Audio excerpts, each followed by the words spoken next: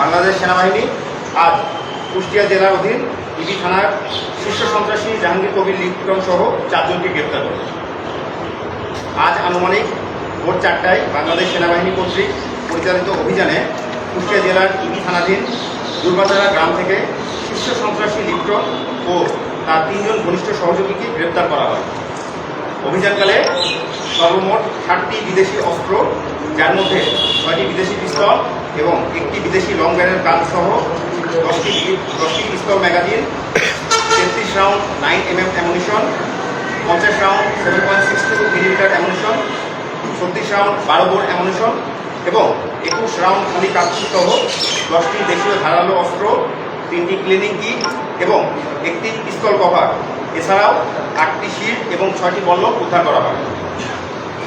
গ্রেপ্তারকৃতদের নামে বিভিন্ন থানায় অপরাধের অভিযোগ পাওয়া গিয়েছে এবং তারা বিভিন্ন সময়ে নিজ এলাকায় পেশি শক্তি প্রদর্শন, মারামারি ও সন্ত্রাসী কার্যক্রম সহ বিভিন্ন অপরাধ কর্মকাণ্ডের মাধ্যমে এলাকায় ত্রাসের রাজত্ব কায়েম করেছিল।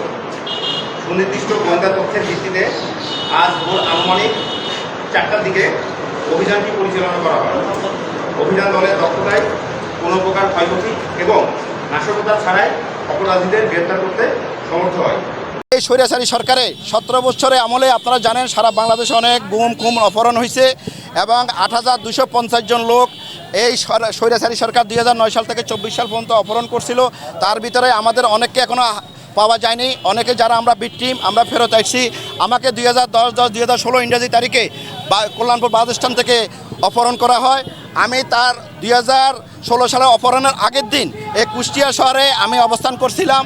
এই কুষ্টিয়াতে যেদিন তার আগের দিন যেদিন আমি অবস্থান করি সেদিন এই লিপ্টন আমাকে তার সোর্স দিয়ে এবং সে আমার সমস্ত গতিবিধিগুলো লক্ষণ করছে এবং পরের দিন আমি যখন কুষ্টিয়া থেকে ঢাকায় যাই, পরের দিন 10-10-2016 ইংরেজি তারিখে এই লিপ্টনের নেতৃত্বে আমাকে অপহরণ করা হয় এবং সে র্যাবের সোর্স হিসাবে কাজ করত এবং সে র্যাবের একজন ফর্মা ছিল এবং অনেক নিরীহ মানুষকে গুম খুম অপহরণ করে এবং মুক্তিপণের বিনিময়ে মানুষকে এই ধরনের নরপশুকে বাংলার মাটিতে অপকাশ্য আমরা ফাঁসি দাবি করছি এবং এর সাথে কর্নেল জিয়াউল হাসান এবং স্বৈরাচারী সরকারের হাসিনার পৃষ্ঠপোষক যারা ছিল এটার সাথে সমস্ত জড়িত। আজকে যারা আমি নিজে ভিকটিম, আমার এখন অনেক মা অনেক সন্তান বাবার জন্য কান্নাকাটি করে, অনেক সন্তান কান্নাকাটি করে। আজকে কালকে একটা কোরবানের দিন, আপনারা জানেন ছোট ছোট মাসুম বাচ্চারা ফোন করে কান্নাকাটি করে, আঙ্কেল আমার বাবা কি আসবে না, আমরা কালকে কোরবান করবো না। এই স্বৈরাচারী সরকারের আমলে এই ধরনের নরপশু লিপ্টনের মতো নরপশুদের কারণে আজকে আমাদের মাসুম বাচ্চারা কালকে কোরবানের দিন এতিমের মতো হাত ধরে বসে তারা দোয়া করবে যে আমার বাবা জীবিত নাকি মৃত। আজকে 18 কোটি মানুষের কাছে আমাদের দাবি এই ধরনের নরপশুদেরকে প্রকাশ্য জনসম্মুখে এনে ফাঁসির দাবি করছি আমরা। প্রতিবন্ধী হয়ে আছি।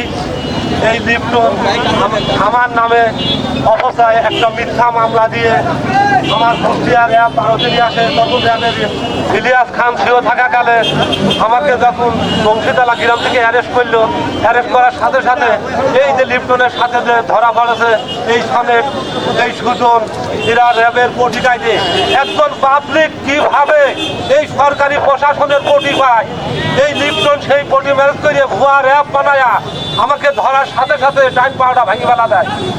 এই লিপ্টন র্যাবের সঙ্গে এসে র্যাব ভারতে আসে আমার বাপার কোটি এড়া ফেলা দেয়। পরের দিন আমাকে দুর্বাসারা নিয়ে আমার মাজা এড়া ফেলা দেয়। অস্ত্র থাকার জন্য প্রশাসনিক অস্ত্র থাকার জন্য অস্ত্র খোঁজের ঘর আছে, কেন দুর্বাসারার লিপ্টনের বাড়ি থেকে অস্ত্র দিয়ে আমাকে চালান দিল? আমাকে 3 দিন আমাকে গুম করে রাখেছিল, আমার অ্যারেস্ট করে নিয়ে আসলো র্যাব ভারতে না রাখে আমাকে কেন হাউজিং মাঠে রাখলো? আমি সেই সব অপকর্মর বিচার চাই। এই লিপ্টনকে এখন জিজ্ঞাসাবাদের জন্য অনুরোধ করতেছি বাংলাদেশ সরকারের প্রতি আমি দৃষ্টি আকর্ষণ রাখতে চাই। আমি কুষ্টিয়া মিডিয়া ভাইদের কাছে এই দাবি রাখতে চাই। আমি এখন জীবনবদ্ধ মানুষ, আমি কর্ম করতে পারিনি। আমার 5টা সওয়াল নিয়ে আমি সব নিয়ে ভালো খাতে দিতে পারিনি। আমি এখনো ডেলি দিন 260 টাকার ওষুধ না খালি আমার এখনো শরীর চলে না। আজকে আল্লাহ আমাদের দিন ফিরাইছে, এই লিপ্টনের বিচার চাই, কুষ্টিয়াতে ফাঁসির দড়ি তুলতে দেখতে চাই আমরা এই লিপ্টনের অপকর্ম বহুত কিছু দেখেছি, বাস্তব প্রমাণ দেখতে পারেন আমার কাছে আছে। তারপরে 10 মাস পরে আমার ছোট ভাইরা 5টা অস্ত্র 10টা বোম দিয়ে এই দেখেন আমার কাছে সেই সব প্রমাণ আছে।